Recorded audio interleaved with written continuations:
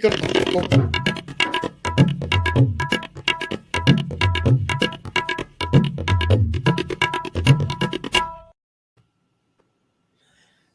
and welcome to this Wednesday 10 p.m. show.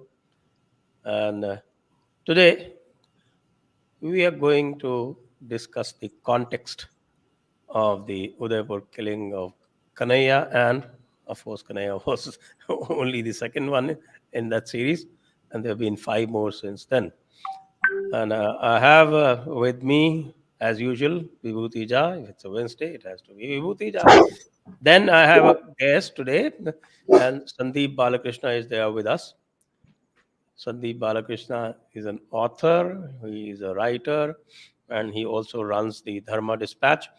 I have the honor to welcome Sandeep Balakrishna on this Wednesday 10 p.m. show. Can we have everybody in the frame, please? Welcome, Sandeep ji. How are you? How are you doing? Thank you. Good to be back again. And I believe you are having a very busy day because of Praveen in Bangalore. I guess, I also talked about it a little bit. That was, but as you said, you wrote a very good piece saying that you have to repeat it, Sanjay ji. I can't hear you. Hello. I said that you wrote a very good piece. Are you able to hear me now? Yeah. Go ahead, please. You wrote a very good piece saying that Udaipur killing, that is Kanhaiya's killing, is only a symptom of the larger malaise. Yeah. So, of course, we have a bit of an idea, but would you like to tell the audience what you think is the larger malaise? Yeah, sure. I mean, those of you who are familiar with my writing, I think they would have already known, where this comes from. So, see, it was Kanhaiya Kumar, just to, kind of set the context in recent light, that is in the light of the poor Praveen guy who was so brutally murdered. So what is happening, be it, Praveen or Kanhaiyalal and that other poor gentleman who died in Maharashtra. So the total body count, Hindu body count, has been 6 or 7 so far. 7. Yeah, 7. So including Praveen, it is 7. I can tell you all the names. It started with Umesh Kole, then Kanhaiyalal, then after Kanhaiyalal there's been one Ankit Jha and Shanu Pandey. Then there is one Munish Bharadwaj, and yesterday's suspected killing, we are not sure yet, of Nishank Rathore. If you include that, then this is this Praveen Nataru is this 7th one. Okay, you keep going back. So what has happened? You keep going and back. Let me tell you, because we are at it. So I have kept a database, and my database runs from 2014. That is from the time Modi became the Prime Minister. And that database, that is various people killed in these lone wolf kind of attacks. We call it Rulse violence. Rulse violence means random, unceasing, low-level, scattered violence. Low-intensity scattered violence, yeah. Scattered violence, because it has its own effect in overawing the population. And the number now exceeds 200. Correct. So what you have, Kamlesh Tiwari. So like you said, your database of killings after 2014. So look at the forces that are at play here, right? And this is nothing new. It is part of like you put it and I mentioned in my piece, that it is a continuing train of a civilizational war, to say it directly. So what is happening now is that it is no longer low intensity. I have to correct you that in wake of Praveen's murder, and believe me, this is not going to stop. This is not going to stop. They don't even need an excuse now. In Nupur Sharma's case, they had this, one innocuous statement on a TV debate. Okay, one innocuous statement which is backed by their own scripture. Okay, she was okay, whatever, she's still being given protection, but a guy who supported her gets so brutally killed. So there are a lot of threats that we will begin to unravel. First, we'll pick up with the thing that you said, random acts of unceasing violence, low intensity war. We'll pick up that thread. You remember that these actions, okay, precisely this kind of targeted murders randomly, occurring throughout the country. They are sporadic, they are scattered. So there is no one central point that, there's this mastermind, you catch him or her, and then the whole story is over. It's not like that. Okay, it is completely scattered, which means that your opponent works in a decentralized fashion. Why? Because your opponent still doesn't have political power or state power. And the closest they have to resembling anything like political power is in West Bengal and Kerala. Look what is happening. They're doing that with impunity. So the numbers here are in 1, 2, and 3. In Bengal, in Kerala, the numbers run into hundreds. Between 2001 and 2013, more than 800 Hindus were targeted and killed, brutally hacked to death in Kerala alone. I'd conducted a survey, I'd commissioned a survey and brought out this thing. And in the earlier government, which sent it to Home Ministry and all. That's a separate thing. So this is a pattern. You know what else was similar? This was similar to the run-up to the partition of India, and even much before that, killing of Swami Shraddhananda. How long can you trace it back? Is to the fall of the Mughal Empire, where you didn't have this I can access. trace it right back to 12th century Well, I or can even trace that. earlier, I can trace it back to 8th century also. 8th century. But then there was a gap about 400, There 500 was a years. gap, but anyway, the thing is, ever since Islam set foot in India, these have always been the thing. Look, you have TV panelists, telling you openly that, look, in the wake of this Udaipur thing, your Ajmer so-called Dargah, one guy is openly telling, I forgot his name, he was the chief board of the Chishti thing, Dargah thing. He's saying, Sarwar Chishti. don't provoke us to have dreams of hukumat again. Who is he addressing it to? He's not addressing to, he's addressing it both to his own community as well as Hindus. Don't provoke us, meaning to whom? Hindus. So this is a mindset, which is what Sitaram Goel beautifully said. He warned as back as 1981 in an extraordinary book. The title, it's a subtitle. He says Islam imposes emergency on India, which is true to an extent that the kind of emergency that it had imposed during the so-called Congress secular regimes, it no longer has that kind of hold today. So what they're doing is they're improvising constantly. One, what emboldens them? One is all their fanatical preaching and their so-called sermons and whatever, Friday prayers, whatever. The other, which is more important, is that the whole administrative and judicial apparatus has been eaten from inside. So when you have secular judges, granting bail to that thug Muhammad Zubair, what they're saying is that they might not be favorable, in a sense, favorable to Islam or whatever, but they are indirectly, all these forces are indirectly aiding and abetting, or at least allowing these elements to thrive. So that is one thread. So your behavior pattern and this random acts of violence and all that. And the second thing is again the complete absence of any fear of punishment.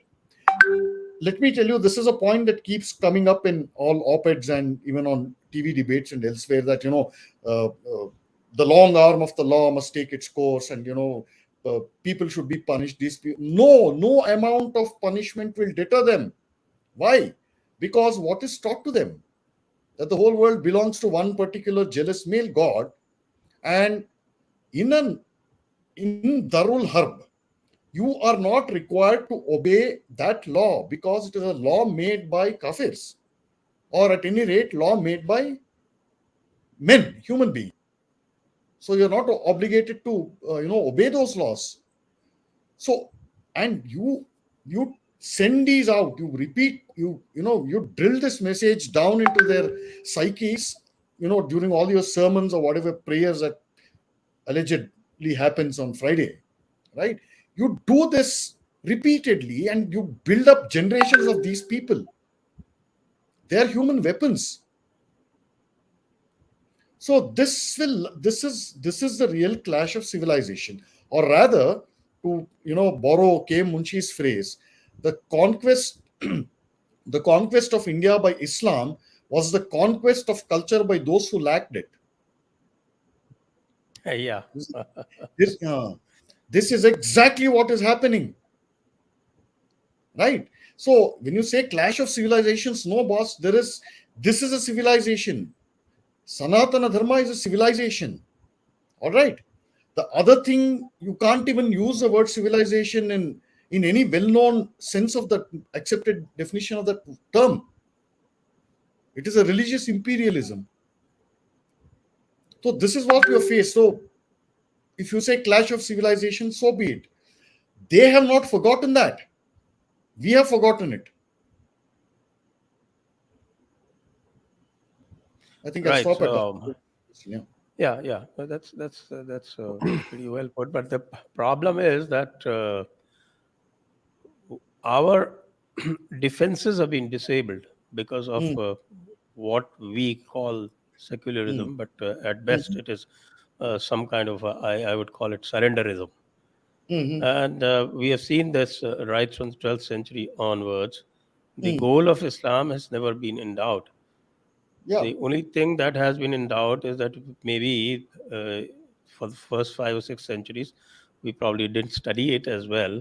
But Mhm, even after it has been well studied and documented, and we have the example of partition to go by, mhm, we still continue to harbor that mirage that mhm. They can somehow be Islam can be convinced. Islam Mm, can be convinced or appeased or won over. mm, mm. No, not possible. See, okay, here's a data point. The surrenderism is all fine that came about. I've mentioned this in a previous episode on Jaipur Dialogues, but it's worth repeating. Look, until people like Gandhi and Bhagwan Das and a bunch of those deluded folks came on the scene and they began to project themselves as the leaders of the Hindu community, which in itself is not bad for what they're worth. But the point is, until they came about, the Hindu community at large, it did not accept Islam as a valid religion. If by religion you define it as a dharma, it never the entire Hindu society never gave it that kind of high pedestal or sanction. Otherwise, why would people in Akbar's court? He would call all these imams and Islamic scholars to debate with our pandits, and each time those guys would lose. Why would this happen? Because they were desperately looking for this sanction. So, and no Hindu religious leader or scholar, none of them gave it this sanction. So that sanction was given by Gandhi, who neither understood uh, Sanatana Dharma, both in theory and practice, and in philosophy. Nor indeed did he understand Islam. Nor did he understand Islam, yeah, or the Muslim psyche, which shapes it. So ये Right, right. Problem है, इसका ये problem का जड़ यहाँ है. Yes, Vibhuti ji, you wanted to ask something. Yes, I wanted to ask and say both. Like Hmm. ek to hai ki there is one thing definitely true is that as I see it here, Mhm. this is no longer what do you call there. This is no longer a child's play. 9/11 after 9/11 in the US, I was Hmm. told by somebody that this is just the beginning. Yes. This is Yes. the beginning. Hmm. Uh, you know, we will, and I was told very clearly by somebody from the other faith who mm, said that our 52 countries, none of mm, them have the ability mm. to engage any other country in the world in a conventional warfare. Yes. We won't last. We are lazy, bekar people. We will not last in a war. Mm, And besides, our weaponry also comes from you guys. mm. So we will be out of weapon in 7 days' time and will be dead in 3. That was Yeah. the statement. But we can do the guerrilla warfare, the Mm, lone attack. And the mm, word used was that we will kill individual John Does. mm. How many Marines are you going to put and protect? We will Yes. render your government action useless because you Yes. cannot protect individual lives. Mm, What we are mm, seeing in over 200 lives lost in India mm. is exactly that. Is to Absolutely. intimidate, fear, Mm, and mm. install a sense of despondency in all of us. Yes. I'm disappointed with one element about the Hindus, us Mm, Hindus. mm, We have seen the drama play out for a mm, very long time. Why aren't we fighting back? I use this American word mm, that it's time for Hindus to fight back. There is mm, no shame in it. mm, There is no shame in it. Fighting back. mm, I mean, BJP Karyakartas mm, resigning today en masse mm, that BJP is not protecting us. mm, What are we talking about here? Where does this pussy behavior come in us? And mm, I want to say this with anger and frustration and mm, annoyance. mm, Resigning and this Palayanwad culture that we have somehow embraced, mm, if their 10 gundas will come, wield the sword, and our 1,000 people will run away. What will mm, government do then? mm. If the people in the local areas will not stand up? That's the issue that Exactly. I'm trying to talk about here. And I want to Exactly. implore upon all the Hindus watching this show, Indians watching this show, that if you want to protect India, it's time to fight back. There is Yes. no time to Absolutely. ponder because they Yes. are exactly abusing the rule of law. Mm, This is my statement here. And I wanted to say this because yesterday, for example, I was in an event in New York here, and a Bangladeshi Hindu tells me, "Sir, you are contesting elections, sir, in Queens area." mm, And he said it. डर mm, के बोला लेकिन बोला सही उसने कि the mm. Pakistanis and Bangladeshis are making Hindu lives, Indian lives miserable. What do we Yes. do? Mm, So I said, first file a report, file a mm, complaint. But what I'm mm, trying to say here is that what will propel us individuals to mm. act? We are, after all, 80% of the population, No, we are not. whatever percentage it is. Mm, With 80 hai, 75 hai, jo bhi hai. mm. What will happen for us to propel us to action? That's my question to you, is that बहुत विचार विमर्श विश्लेषण विमोचन और विख्यान हो गया, Mm. करना क्या है? Okay. It's an excellent question. Thank The you. answers will be bitter and quite sad and maybe blunt as well. So you have Absolutely, to. cancer can't be treated with Tylenol. So Yeah. let's have the chemotherapy Okay. there. So Yeah. what happened? What has happened over the years during the freedom struggle, and after that, especially after an alleged we got an alleged freedom. Okay, was that decade after decade, systematically through various means, deliberately or even owing to forces beyond the control of the Hindu society, the backbone of the Hindu Samaj was broken. Deliberately, it was broken. You had, something called the Hindu marriage bill. That was a huge blow. Okay, it has done incalculable damage. All right. Then you had secularism.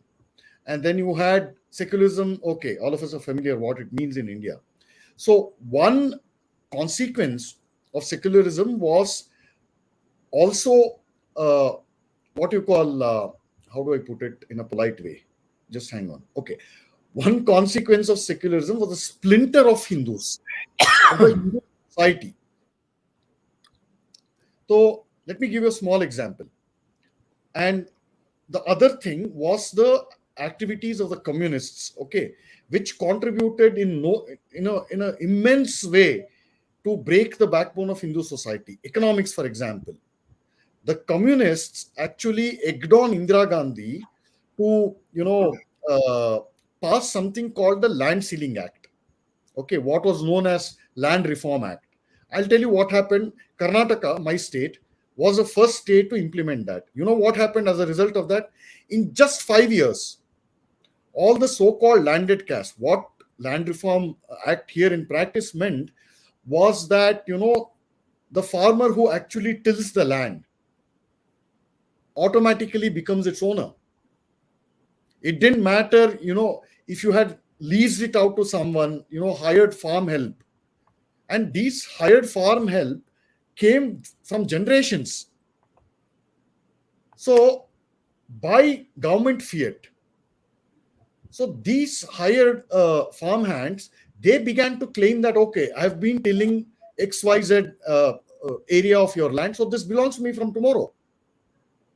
You couldn't challenge it. So in practice, I'll tell you what happened here, especially in the old Mysore region. The landowning castes, Okkaligas especially, they were masters of hundreds and thousands of acres of land. And the Brahmins, they had a few acres, but they were not dominant either numerically or even politically. So what happened was these Okkaliga, who were also politically powerful, they were all landed guys, basically, like I said. Okay. So what they did was that they got in, united their community and said, look, let's drive out the Brahmins from the village.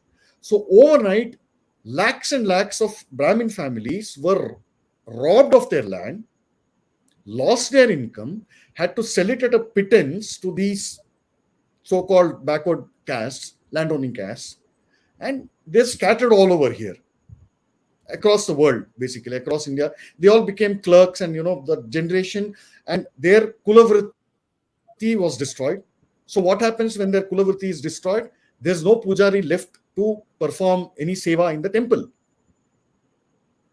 Okay, so this is one way. So how do you unite the Hindu society? That unity was a federated network bound by culture, blood ties, tradition, informal, affection, heart-to-heart warm relationships that had continued intact for generations. So that is gone. So you see how all these things are interlinked. So your temple culture is gone. Right? And then all that ill-gotten wealth, are you seriously telling me that agriculture income is tax exempt? So you see the levels at which this damage has occurred. Okay. And then the secular parties, all of them, without exception, they needed a chunk of Muslim vote, right? So what began as appeasement, in the end, the crocodile will eat you, basically, which is exactly what is happening. So as long as these people had the assured Muslim vote bank, whatever percentage, guaranteed vote in their hold, and they kept winning elections, until the secularism in theory and practice was demolished completely, starting with the Ayodhya movement and, rest of it. Until then, the other community, the peaceful community, had made substantial inroads, whereas Hindu community was proportionately disintegrating. You tell me what is the one thing that binds different Hindu varnas together? Nothing at all, really. But there is another phenomenon of Tirtha Yatras. So there everybody, regards, Kashi and Mathura and Ayodhya and Rameshwaram with the same devotion.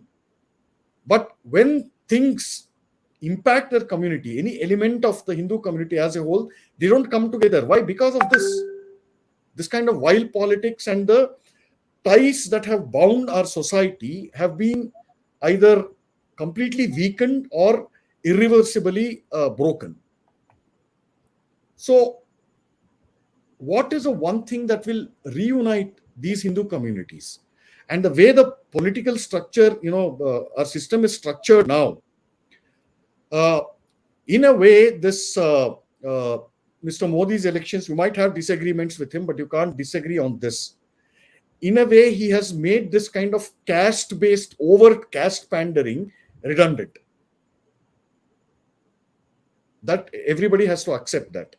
And all this Dalit outreach, that is what media will tell, because the media is supposed to be, what is that called? Jatyatit and secular and Manav Dharm Ek Hai, this kind of nonsense, right? They are the ones who's telling that Draupadi Murmu is India's first tribal president. Why not call Draupadi Murmu is India's 15th president or the next president?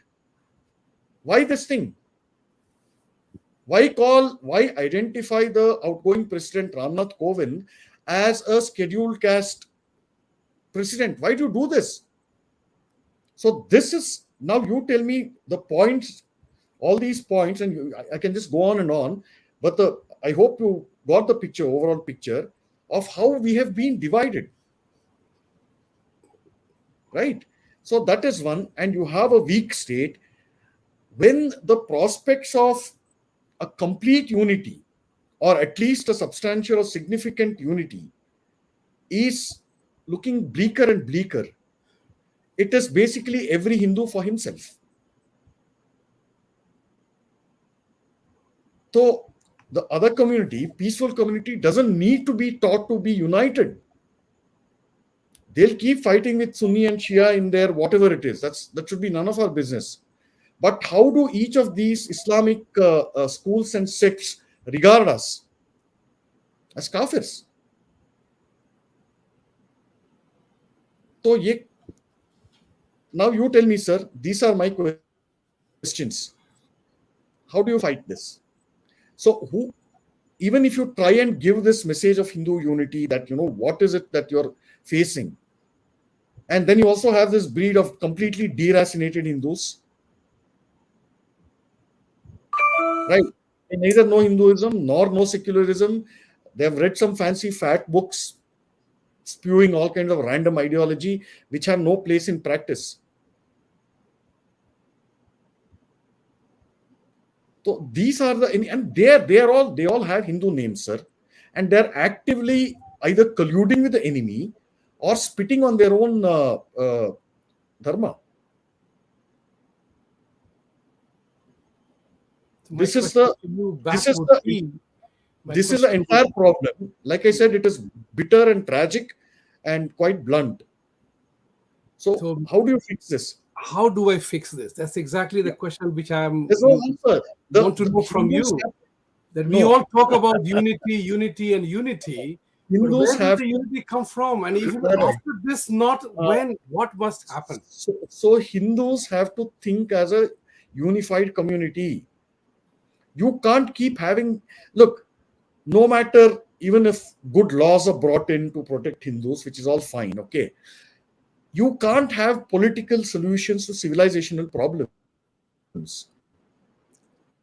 I think we are having existential problems. This is a civilization problem. We have an Hindus have to think problem. As Hindus, political parties. Yeah. We are. So unless, you might have 100 different political parties in India, but they have to fight all over Hindu issues, not random things. So unless this is there, those who hate us, they use our tools against us. Yeah. Yes, the rules of democracy, I was told about it. So I've shared this with many. That we will use every single tool in your toolbook as our toolkit. Democracy cannot effectively counter determined fanaticism or bigotry. An organized band of determined and dogged gangsterism cannot be countered through all these fancy things. That's right. You have to stand up, you have to be counted, and you have to basically give it back. That's right. I have a very... Sorry, go ahead. Now, in many cases, killings of Hindus like Praveen and Kamlesh Tiwari, other people, police have conducted raids, and even in other cases, Marad massacre. How many of us remember that? It happened in Kerala. On a beach, a bunch of Hindu fishermen had visited a nearby temple, offered their puja, and they were sitting peacefully. On a Friday evening, out of nowhere, a mob of armed, violent, bloodthirsty Islamic hooligans came and simply started slashing everybody. That left some 13 or 14 Hindus dead and some 60 or 70 other Hindus seriously wounded. So when the investigation was launched, it was found that these guys, this mob had been incited, the, in a mosque nearby, sermon, whatever that is called, prayer. Okay. So when the investigating officials visited the mosque, they found all kinds of deadly weapons, machetes and swords and country-made bombs and grenades and this kind of thing. So if you equate a temple as a place of worship and a mosque also as a place of worship, what explains this? A lot of these raids which have been carried out in mosques and madrasas in Uttar Pradesh as well reveal the same story. So what it is that other side is consciously armed to fight a war in peacetime. So you go and I'm sorry, but the average psyche of the Hindu, even if I'm telling this in a step-by-step fashion, dumbing it down to the last common denominator, you go tell this to an average Hindu, he will look at you as if you're insane or you're deluded. So ye hai, and the other thing why we could survive so long is that we had military protection in the form of kings. You had state protection. A spiritual culture and civilization like Sanatana Dharma should be backed by Kshatra, by military might, which is willing to protect, defend, and die if necessary. Democracy has not guaranteed that. On the contrary, it is undone whatever good was even left, whatever strength even we had. This will go on and on. Yeah. Okay, let's face it. I mean, for good or for bad, we are stuck with the democracy for the time being. And now the other side, of course, has developed very fine tools of subverting democracy, as we see as is happening in the US. For instance, they developed the tool of Muslim Brotherhood. And through Muslim Brotherhood, they developed institutions that subvert the democracy within I'm just taking a US example.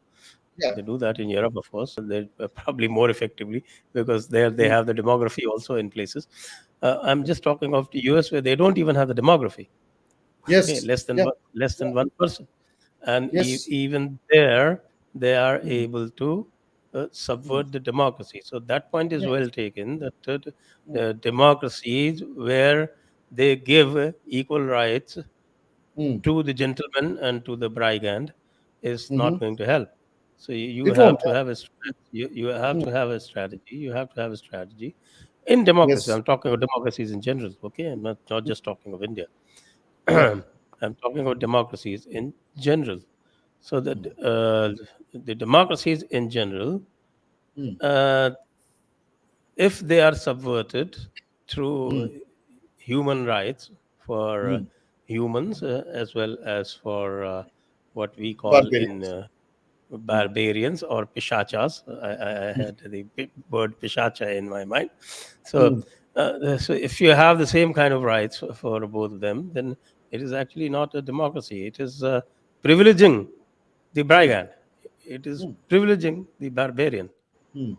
So Correct. we go to a larger issue. The larger issue is the, as you said, that democracy cannot prevent a determined fanatic.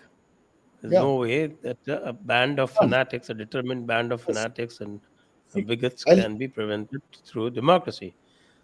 So let's so talk about before I forget, let's please, let's talk about the democratic yeah. the free world in general. So where do we find the solution? Where do Yeah. we strike the balance? Okay. No easy answers to this, given how far we have fallen. One, but we can examine a few threads broadly. Now, democracy, for example, is just the latest form of human beings, governing themselves or governing a society, largely speaking. It is just the latest form. Given that all previous forms of government have been tried and tested, they've been put into practice, they've succeeded, they've failed, whatever. So this has been the process for what? Almost since the dawn of human civilization, since settlements began to happen. So democracy is actually the infant of this long process of humans trying to evolve some kind of government where they can, live in peace without cutting each other up. Okay? What is known as Matsya Nyaya. So that is it. And given the fact that democracy has a history of just 500 years, if you take Magna Carta. Not 500 years. Yeah. Magna Carta was just, if you take it's the democracy in the form that we see today, it's hardly 100 years old. Yeah, it's hardly 150 years old. Yeah. So, and democracy evolved in a specific culture, in a specific setting, in a specific geography, which is Europe. Okay.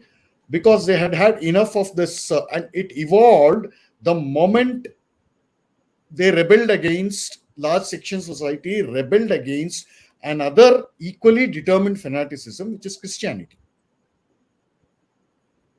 So, from one sense, democracy was also an outgrowth of this rebellion. A lot of factors have occurred. So, it was a response, it was an evolution, it was a solution to set in specific cultural environments, which does not apply to India. Now, you look at all these Islamic regimes, right? Most of those 51, 52 countries. How many of them are actually democracies? None. There you go. So the Middle East, Turkey was for a while, but even then it used to be authoritarian. Exactly. So that is a point. Turkey is a great example. Their democracy could not even last for 1 century, right? No, but even while in Kemal Atatürk, he was quite authoritarian. But that was No, I mean guided democracy. he had a good reason to be authoritarian, but the way he crushed all the power of the so-called religious heads, that was admirable. Actually, you have to give him credit where it is due. So that is one. And like I said, coming back, this system emerged as a response, and it emerged in a specific cultural, socio-political environment, which was completely unsuitable to India. We had our own traditions. Sure, we had monarchies, but let me tell you one thing. Every time a Hindu ruled in any geography in which there was a Hindu king, despotism was absent, tyranny was absent. Show me one instance of this kind of tyranny of somebody like Alauddin Khalji or Babur or Aurangzeb or Shah Jahan or those guys. Of course, we had a lot of tyrannical characters like Shuddha Singh and others. Oh, those are all later date corruptions, okay? But No, those are Bollywood's creation. Bollywood will tell you that every despot belonged only to the Hindu faith. Okay. That's right. Oh, you watch Bollywood. You watch Bollywood, okay. No, I do reviews, not necessarily watch them. So Shuddha Singh is this latest movie. What is it called? Which I reviewed today. What is that movie called? This Ranveer Singh Sanjay Dutt movie. See, you can't even remember the movie name you reviewed. It was that bad. Naam ko chodo. It's called Shamshera. ये महाश्रीम movie का review क्या है अभी इसका ये नाम भी याद नहीं है. Shamshera. So this is a point. Of course, you know how Bollywood has subverted the entire situation. And in the popular lore, it's the Islamic ruler who is the noble and benevolent guy, and it's the Hindu king who is the despot. So what is happening there is that all these writers and story writers, screenplay writers are all Hindus. There you go. This is extent of subversion. So, democracy and all these things, right? You have to erect safeguards around our community, around the Hindu society, speaking broadly, in the broadest sense possible. And uh, unite them, actively educate them about the real nature of the enemy. It is either that, like Vibhuti ji said, you're fighting for survival essentially. That's what it is. Yeah, but my point again is that you can't win a defensive war. You can't. Yeah, absolutely, absolutely. You have to have an expansionist mindset. You have to have an Yes, expansionist yes, goal. You have yes. to have an Hmm. uh, Hmm. aggressive, not just mindset. You have to have an aggressive plan, a strategy that would Yes, effectively counter uh, absolutely. the the aggressive enemy. Yes. Because an aggressive enemy only needs one Alternative. victory. Yeah, The aggressive enemy needs only one victory, one whereas victory a finish you off. Yeah. person who is defending Hmm. has to keep defending forever.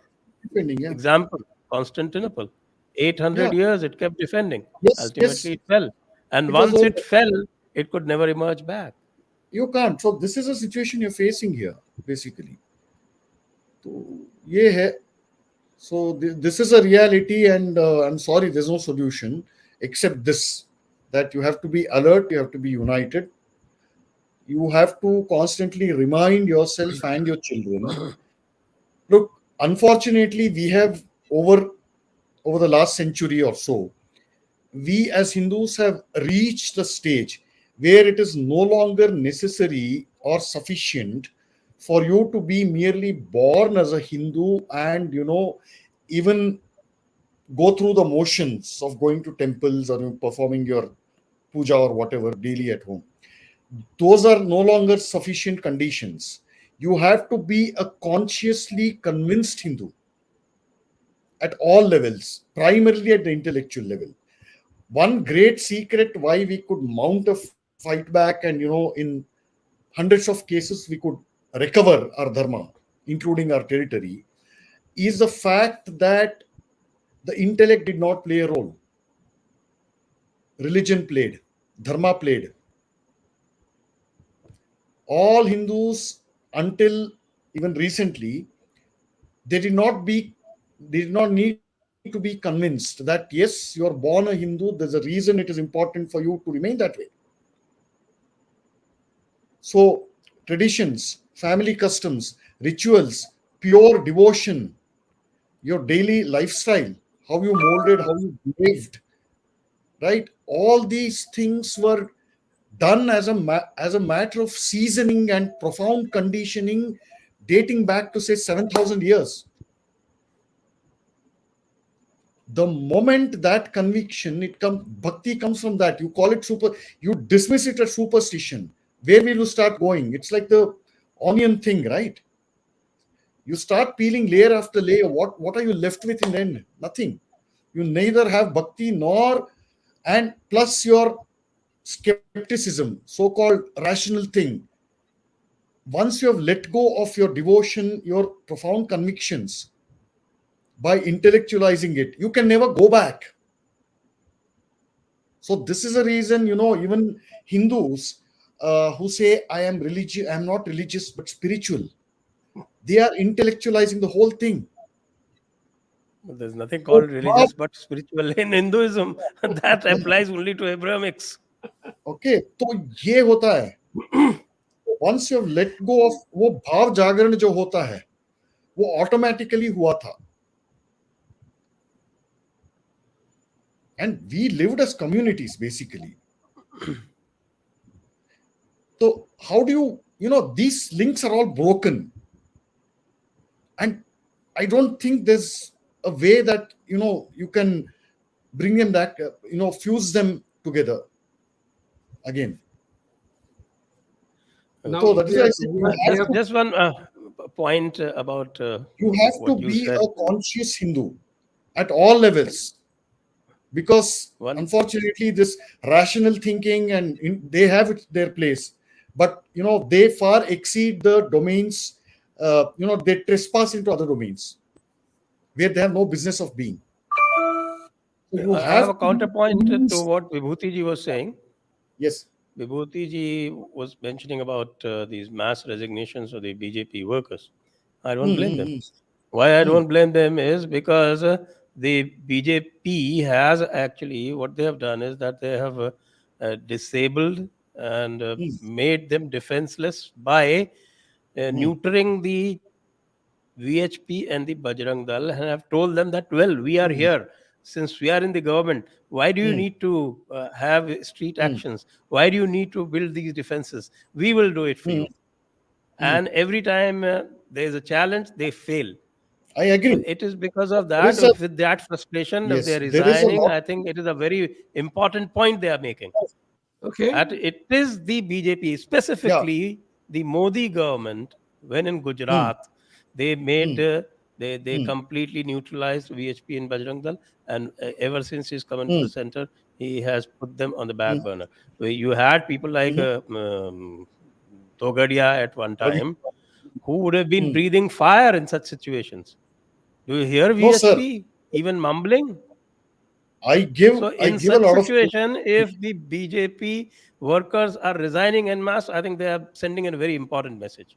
Okay. No, I I, think I, I agree with valid. that. Just the point I which I agree with was that. wanted to make also is But the important. uh, Sorry, go ahead. Go ahead, Sandeep. Go no, no, ahead. go ahead, go ahead. No, no. I was waiting for you. No, no. No, I was going to say only one thing is that yes, resignation is expression of a deep frustration and helplessness. Correct. I Yes. No, no, totally it's agree not with helplessness. It's sending message to the that. Mhm. leadership that told them that, look, we are here. You don't need to take up arms. Hmm. You don't need to prepare for your own defenses. This is what they have been telling them. And Hmm. since I am privy to the inner workings, I know this. Every Good. time we Good to hear complain, that. this is what they come to. And we are in the government, so you don't need to worry. We will take care. Okay. I mean, so much so that that CAA, there's when they are not implementing the rule and people are going, look, that we have this apparatus here in Rajasthan that Hmm. we are ready to take care of. Oh, you don't need to do that. Our Mandal Yes. Adhyaksh, Mandal Block Adhyaksh will take care of that. Hmm. Bloody hell, he'll take. He doesn't know anything. He can't even write an application. Hmm. So centralization So of power is happening. this Yeah. is what they have done to the society, and the Hmm. society has, uh, in fact, it has reposed complete faith in them, and this is Yeah. what they get repaid. So if they are making a complete show of disowning them, I think it's Hmm. well deserved. Hmm. That's No, a point taken. it's a That's a point. strong message. There's no doubt Yeah. about it. Yeah. That point is taken. The question then Yes. arises back to basics again, as they Hmm. say that when you are down by 2 goals, you can't be Hmm. playing fancy football. You have to get back to the Yes. basics. You have to get back. Yeah. Where do we go Yeah. from here then? The Yes, question is. absolutely. You're down 2 goals, Mhm. and the team is saying that well, we need to attack. Hmm. Hmm. Ultimately, we are going to lose. So there's nothing wrong in attacking, but the Hmm. Hmm. captain is holding them back. So the team says, okay, we walk out. Hmm. I Okay. see the point. See the point. But issue again, back to the basics again.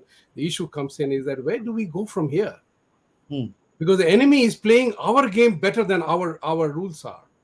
No, What no. what game is I playing that we propose a are playing? solution. No. Look, I Oh, propose a okay, go ahead. solution. Yeah. I propose a Sanjay ji. solution for both Sandeep ji and Vibhuti ji, Hmm. for both of you to consider. Hmm. And that solution is, Hmm. first of all, be absolutely unapologetic Hmm. and be politically incorrect. Mhm. Don't worry about political correctness. Hmm. Get your narrative right, then things will come back into shape. In That is fact, already happening. Oh, the I narrative. do see a No. modicum of some kind of a renaissance Yes. happening. It's only That because narrative. some people No. like Sandeep Balakrishna have been trying to set the narrative right. No, that's okay. We all have our part to do it. I don't do. I haven't done anything extraordinary. That aside, the narrative setting is happening where you're failing. Right? Is that? Let me give you an example. Okay, this will cause a lot of. This will inflame, rather burn a lot of unmentionable parts in the secular Jamaat. Okay, during Yes, the let it Ayodhya be. movement. That is good. Yeah, that is good. We So have to convey the narrative, please. Let's yes, do that. during the Ayodhya movement. I know, and you can verify this yourself, you're far senior to me, and I'm sure you also know this, that as the Kar Sevaks were proceeding towards Ayodhya, and Mulayam's, government, heartlessly, is a monster basically, opened fire on Kar Sevaks. And as the whole thing started heating up across the states, even in Tamil Nadu, okay, lot of people in the administration, they said, civil servants, bureaucrats, policemen, all these people, they actually stood up in their own ways, saying that what is the crime of these Kar Sevaks? That they're going there to worship Sri Rama? So, and a lot of them actually did not carry out several orders which were inimical to Hindus. This is the unity I'm talking about. I don't know how many such civil servants exist today.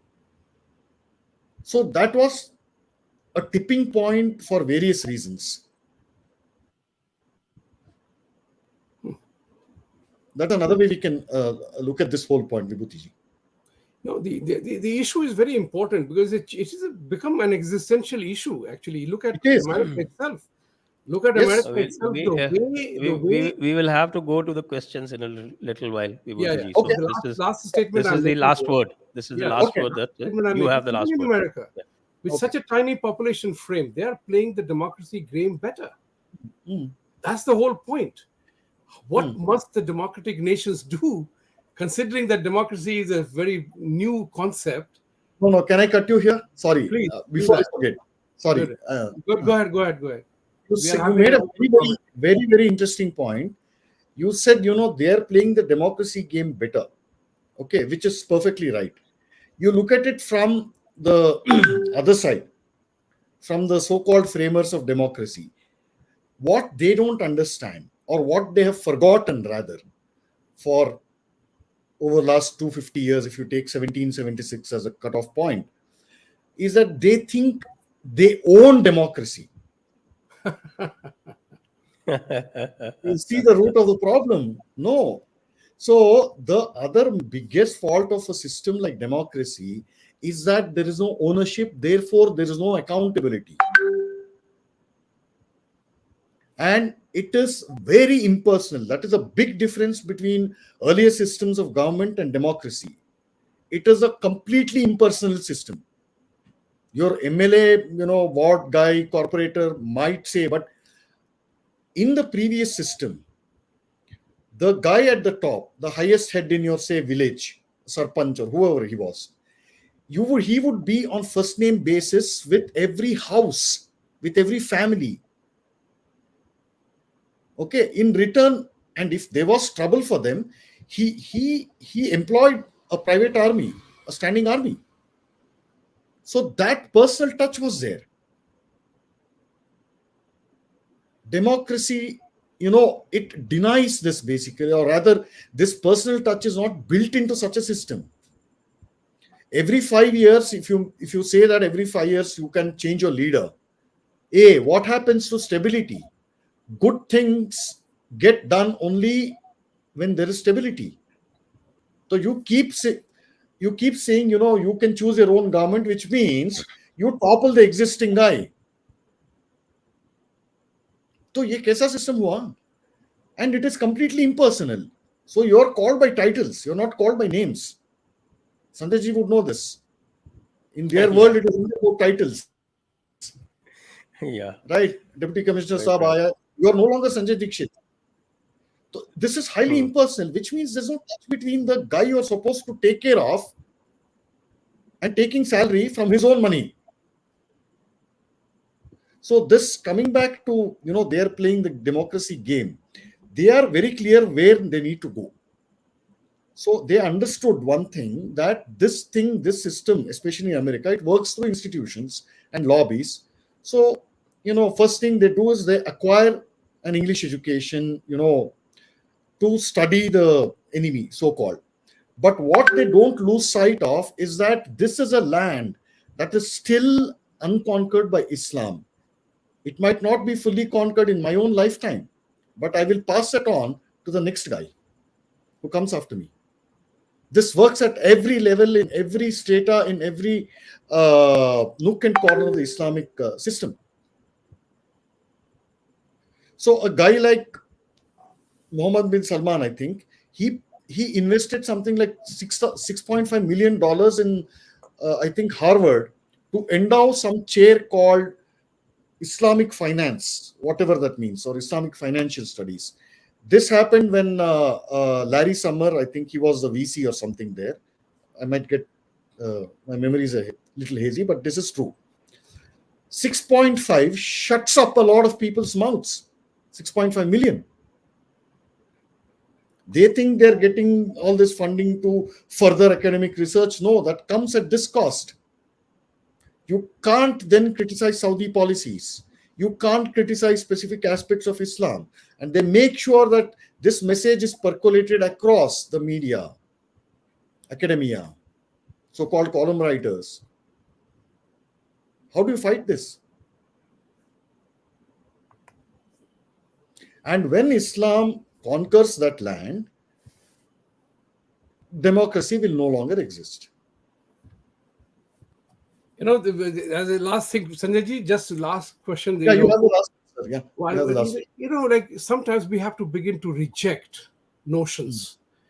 We have to reject the notion of secularism. And I Yes. want to use a very tricky example for that. It's like asking a girl to prove her virginity. You can't ever prove that. Yes. We are secular by nature anyway. Why don't we reject these things within and demanding reciprocity? You want to criticize us, then be ready to be face criticism. We are not Yes. doing those basic fundamental things of asking a question. We fall into the trap of blasphemy, but we forget that our entire process for hundreds of years and thousands of years has always been about vad, vivad, discussion, debate, and dialogue. And they want to crush that dialogue process. Again, violating the democracy rules and not letting us do that. Why don't we begin to impose those things? If you want to ask me a question, then be prepared to answer a question too. That's it. Thank you very much. Okay, that's that's the final word then, and we go to the questions. Before that, I have to request all our viewers to please keep supporting us financially, and you can do that by going to the description where all the links for GPay, PayTM, PayPal, etc. are given. Now we go to the questions.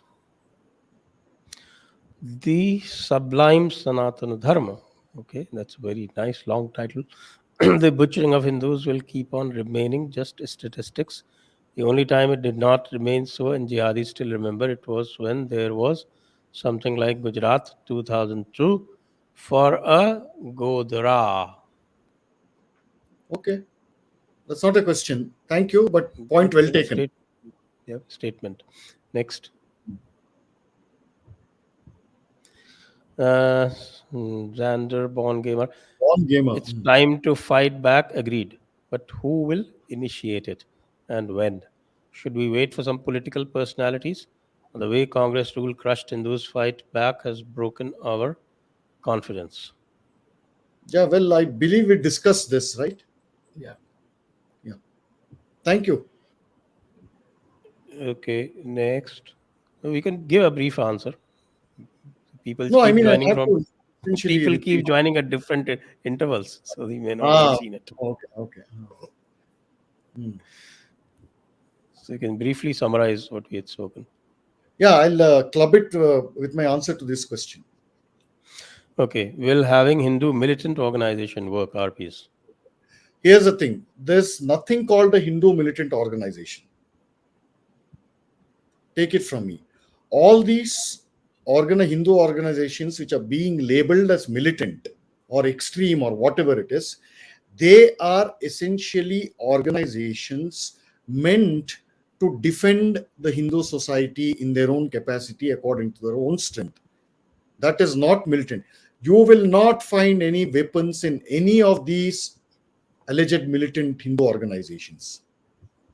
You will not find them provoking needless violence even against known jihadi outfits. These are not militant organizations. They, like us, are working in a different sphere for the defense of the Sanatana society and culture and civilization. And yes, let me add, the Indian Penal Code allows you self-defense, Yes. even to the extent of causing death. Yes. That's right. Yeah. Sections 97 to 97. 105. Yeah. The Right. sublime Sanatan He's Dharma back. again. The moderate among M will start denouncing such savagery by jihadis. That will never happen. When we Hindus subject the former No, to no, the no. same level of barbarity. There's nothing like moderate M. There's nothing like moderate M. Please get away from those illusions. That's a myth. Next. RPS. Do we need to go back in time? Shivaji, Khalsa, Rana Pratap, and have another long fight for survival? It's like history repeating itself. Yes, history is Uh, repeating itself, but we can't go back to. You can't turn the clock back. You have to evolve. Yes, you can take lessons from those great warriors, but you can't turn back the clock. That's No, simply no, not no. going I to think he's referring to the fact that do we need leaders like that again to, happen. Yeah, we do where need will that they leadership. emerge Yes, from? Where will they emerge from? That's the question. certainly. Yeah. It will emerge, but the point, it has emerged sporadically over the last 100 years or so. It has emerged sporadically, but what it has failed again, and this is the curse on Hindu society, is that you don't think of the entire society as one. That we all worship the same gods. We all have the same Tirtha Kshetras, and they need to be defended and protected. Otherwise, even you won't live. Our Next. motto has to become protect, defend, and attack. That's Yeah. simple as that. No nonsense to be taken in. It's time. And yes. And we have to add an expansionist goal as well. Correct. Right. It should not be just survival. That's Because I nobody agree. survives if he's just struggling to survive. Yes, That's right. yes. It has to be PDA. You have Yeah. to you have to aim for your aim should be to thrive, not to That's survive. Right. Yes. Next, Thank you. Next one. Nishant Reddy. Thank you, Nishant ji, for your help. Thanks to media like the Jaipur Dialogues and Dharma Dispatch for arming us with knowledge we had been deprived of, enabling us to wake up from the colonial slumber. Thank you very much. Thank you, Nishant ji. Thank you, Thank you. Nishant. Thank you so much. Next अभंग सनातन मरी हुई मुर्गी बन गए हैं भाजपा संघ नेता क्या करें I have no answer to this question. Maybe one of you guys want to take it up. since I am not a non-vegetarian, I don't know. मरी हुई मुर्गी को पका के खाते हैं क्या? फिर तो हलाल कैसे बनेगा वो?